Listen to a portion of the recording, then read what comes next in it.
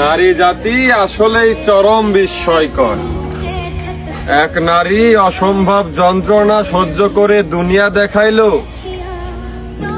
আর এক নারী আরো ভয়ঙ্কর যন্ত্রণা দিয়ে দুনিয়া দেখার স্বাদই মিটিয়ে দিল।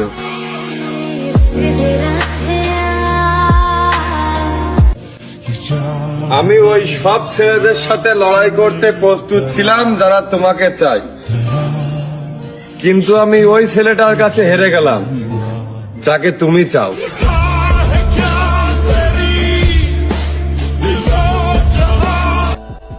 একদিন তোমার সব হবে, কিন্তু একটা মানুষ হবে না।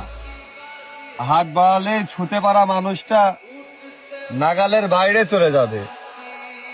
সেদিন প্রচুর দুঃখ হবে, আর কিছু না।